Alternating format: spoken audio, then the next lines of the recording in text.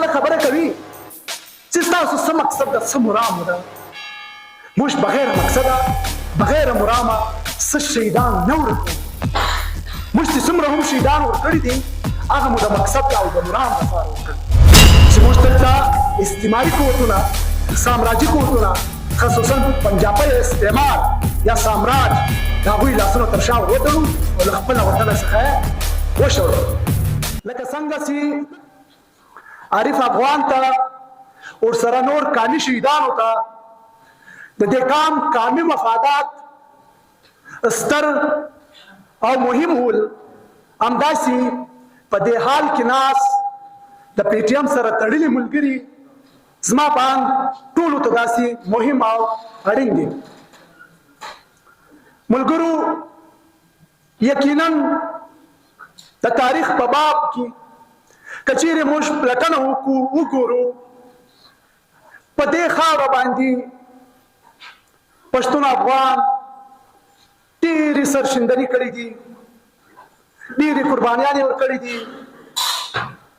او ډېر زحمتونه یې ګاللي دي، خو هغه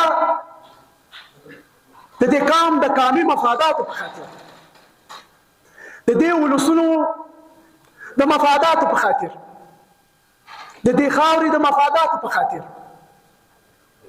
څه ذاتي مفادات یې نه درلود.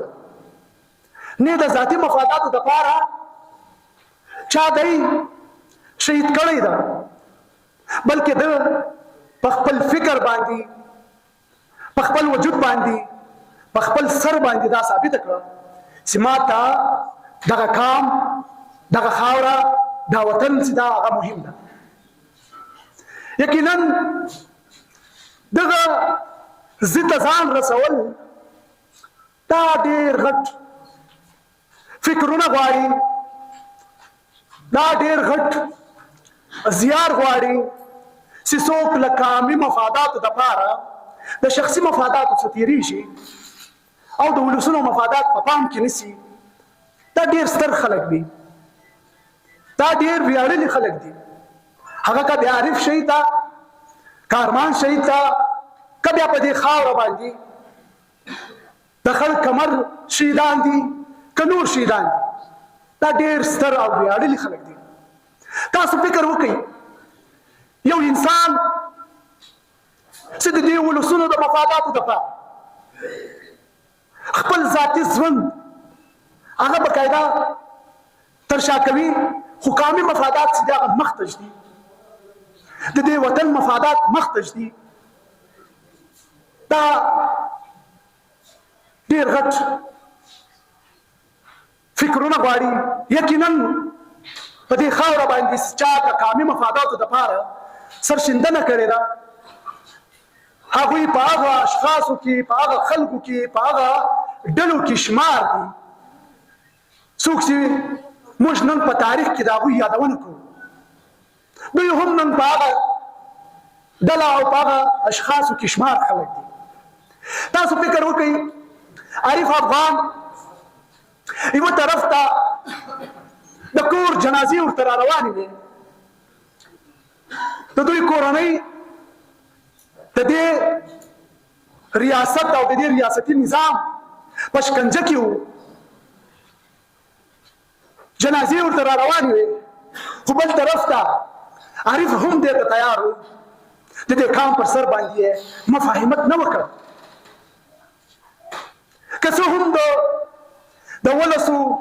14 جنازو باوجود هم خپل سرښندنه وکړه، دا هغه مینه ده، دا هغه خلوص ده چې هغه انتهایی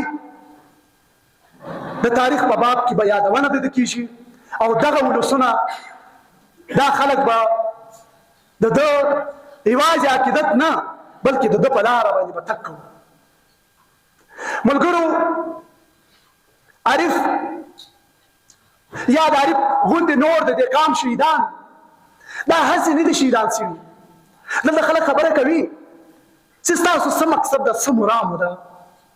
موږ بغیر مقصده بغیر مرامه څه شهیدان نه ورکوو. موږ چې څومره هم شهیدان ورکړي دي هغه مو د مقصد او د مرام دپاره ورکړي. د دې قام د خپلواکۍ دپاره مو ورکړي دي، د دې قام د ازادۍ دپاره مو ورکړي دي، د دې قام د سیاسي او اقتصادي ازادۍ دپاره مو ورکړي دي.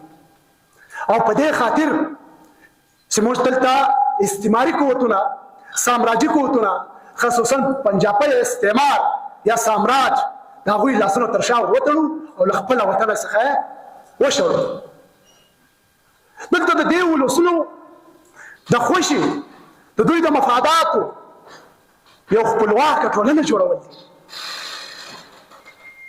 په دې خاوره باندې هغه زورواکي، هغه بدماشان چې هغه پردۍ جګړې راوړي، زما او ستا خاوره یې یرغماله ساتلې ده، هغوی څه دغه خاوره ژغورل دا مو مقصد او مرام ده. او دلته د هغه استحصال کوونکي طبقې چې هغه په مختلفو شکلو کې وجود لري، د هغوی پر خلاف مزاحمت کول او دا ټولنه یو آزاد خپلواکه جوړول دي. د دې مرامو د دې مقاصد لپاره دا شهیدانو خپل سرونه شیندلي دي او موږ هم دې ته تیار.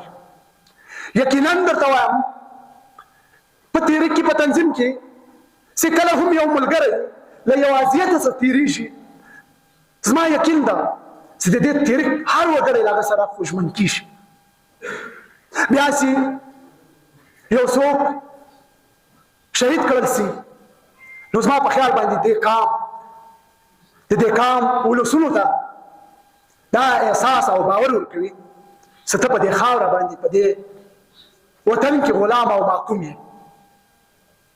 دا احساس د دې ټولو ولسونو سره وجود لري او له دوی سره موجود ده.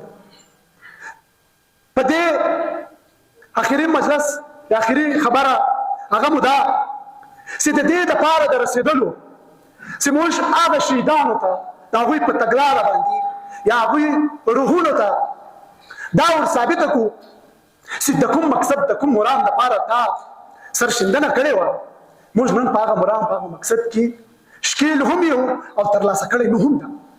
د دې دپاره دغه ولسونه باید چې د تنظیم په طرف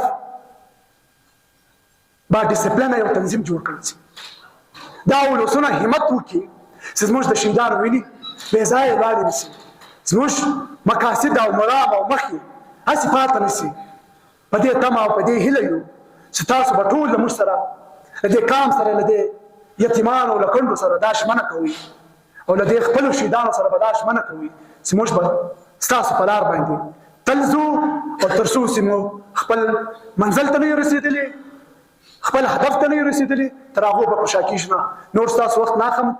په اخري کې یو بیا عارف افغان ته او ورسره دلته موږ د خړ کمر شهیدان چې هغه په 26 تاریخ د هغوی هم تلین ده، دوی ټولو ته معلوم او نامعلومو شهیدانو ته د عقیدت ګلونه وړاندې کوم او ستاسو یو جهان مننه ستاسو په دې پروګرام کې شرکت وکړو. ډېره مننه.